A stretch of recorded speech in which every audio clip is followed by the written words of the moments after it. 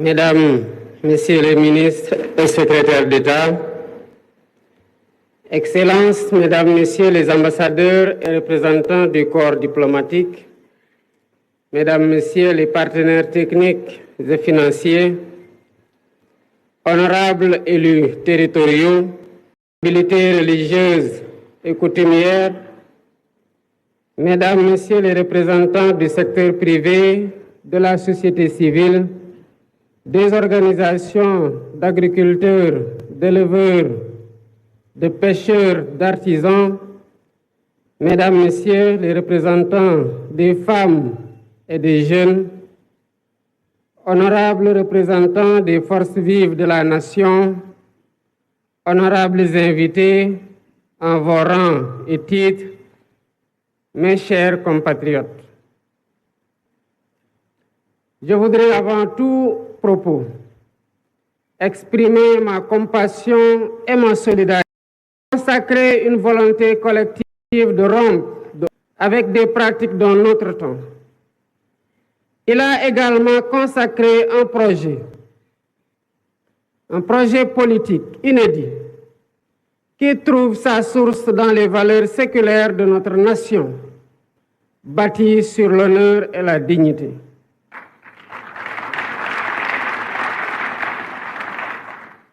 Pour rappel, lors de ma prestation de serment le 2 avril 2024, je m'engageais devant vous à mobiliser les Sénégalais d'ici et de la diaspora autour d'un projet national fédérateur orienté vers un futur serein. Dans ce sillage, j'ai impulsé la gouvernance publique autour du Djoub, Djoubal et Djoubanti,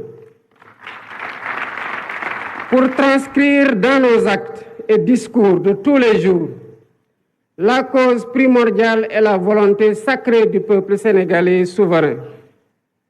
Dans cet esprit, j'ai demandé au Premier ministre, dès le premier Conseil des ministres, la finalisation d'un nouveau référentiel de la politique économique et sociale, ce qui s'est fait dans les 6 mois, malgré, il faut le souligner, le contexte très chargé lié à la gestion problématique de la continuité des pouvoirs publics après l'alternance. Aujourd'hui, 14 octobre 2024, nous partageons avec les différents segments du peuple sénégalais et la communauté internationale ce document stratégique qui pose les fondements d'une nouvelle ère pour notre pays.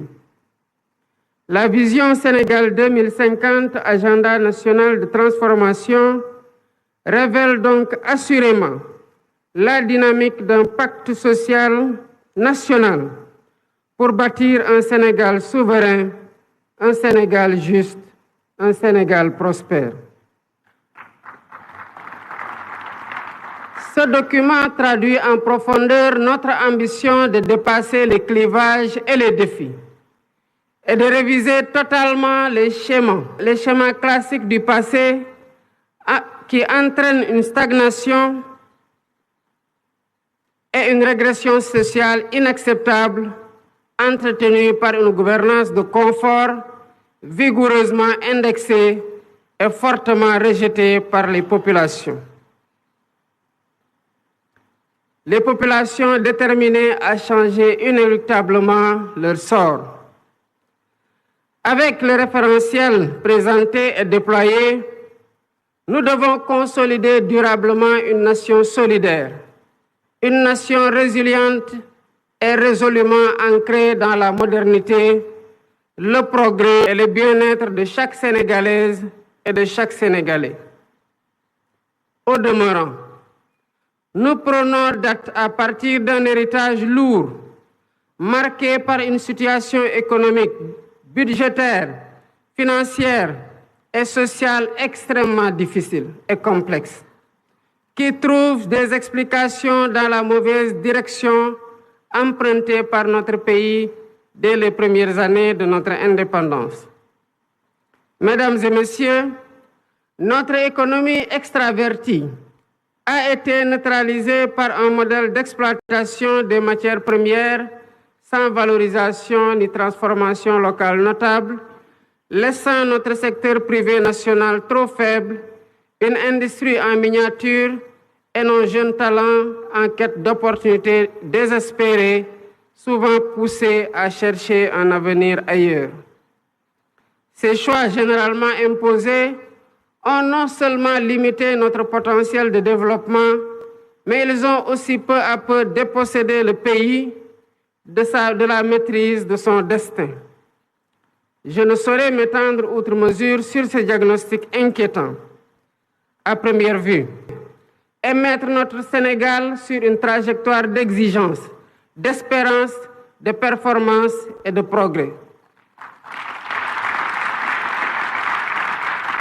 C'est tout le sens et la pertinence de la vision Sénégal 2050. Cette nouvelle stratégie nationale de développement est une réponse innovante au défi de la transformation systémique du Sénégal. Elle repose sur une vision endogène claire, cohérente, ambitieuse et assumée. Cette feuille de route pour les 25 prochaines années, qui fait l'objet aujourd'hui d'un partage et le fruit d'une réflexion collective, est déclinée en stratégie quinquennale et décennale. Elle permettra d'ajuster et d'optimiser nos actions et efforts en temps réel. Ainsi, la transformation systémique du Sénégal repose sur 4 axes stratégiques déterminants. Le premier axe consiste à asseoir une économie compétitive, créatrice d'emplois. Nous visons à bâtir une économie diversifiée et résiliente, mais aussi inclusive. Cela passe par la valorisation de nos ressources naturelles, qu'elles soient agricoles, minières, pétrolières ou gazières, à travers une industrialisation ambitieuse. Nous intégrerons nos matières premières dans les chaînes de valeur mondiales et nous transformerons nos richesses sur place, en particulier grâce aux technologies numériques et à l'intelligence artificielle. Le développement de pôles économiques viables associés à un cadre des affaires attractif contribuera à renforcer le secteur privé national et à diversifier notre économie. Dans les tout prochains jours, une loi sur la souveraineté économique viendra consacrer cette dynamique en s'appuyant sur une stratégie de financement solide et concertée avec toutes les parties prenantes. Le deuxième axe est celui de la durabilité et de l'aménagement du territoire. Notre développement ne sera viable que s'il respecte et préserve notre environnement. Nous avons le devoir de protéger notre biodiversité et de promouvoir l'économie circulaire pour que le Sénégal devienne un modèle en matière de gestion durable de ses ressources.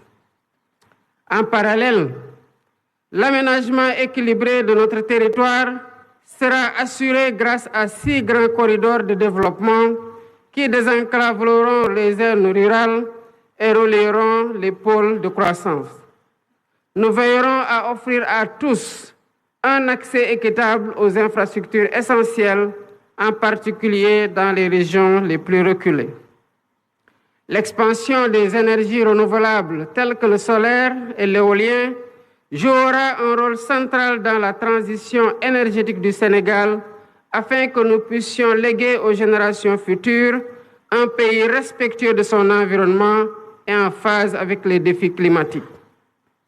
Le troisième axe porte sur le renforcement du capital humain et sur l'équité sociale. L'investissement dans l'éducation, la formation et l'innovation au cœur de cette transformation. Nous mettrons en place une politique éducative de qualité pour tous, ainsi que des réformes visant à offrir à chaque Sénégalaise et à chaque Sénégalais des opportunités égales, quel que soit son lieu de résidence. La réforme foncière permettra une répartition des terres, tandis que le système de santé sera modernisé pour garantir à tous un accès équitable à des soins de qualité, en particulier dans les zones rurales. En outre, Un système national d'assurance maladie sera instauré pour protéger chaque citoyen des aléas économiques et sociaux, réduisant ainsi les inégalités. Le Sénégal de 2050 sera porté par une jeunesse compétente, dynamique et préparée pour répondre aux défis du monde moderne. Ce capital humain de qualité sera l'un des piliers de notre compétitivité économique. Le quatrième axe concerne la bonne gouvernance et l'engagement africain. La refonte de nos institutions est indispensable pour servir au mieux les aspirations de notre peuple. Nous combattrons durement la corruption et nous réformerons l'administration pour en faire un levier puissant au service du développement. Ce processus de gouvernance renforcée garantira une gestion rigoureuse de nos ressources, assurant que chaque action entreprise contribue à l'atteinte de nos objectifs collectifs. Notre engagement panafricain sera également réaffirmé avec un renforcement de la coopération avec nos pays frères. Convaincus que l'avenir de notre continent repose sur l'intégration régionale et la solidarité de chaque Sénégalais, d'où mon attachement particulier à son appropriation, à son enrichissement et à sa vulgarisation par une communication adaptée auprès de toutes les forces vives de la nation. L'agenda 2050 s'adresse autant aux Sénégalais d'aujourd'hui qu'aux générations futures. C'est une vision pour un Sénégal qui n'aspire pas seulement à participer au monde de demain, mais à y jouer un rôle majeur, à être un acteur de premier plan dans la sous-région et un modèle de développement pour l'Afrique. Je voudrais, à cet instant précis, adresser mes chaleureuses félicitations au Premier ministre Ousmane Sonko.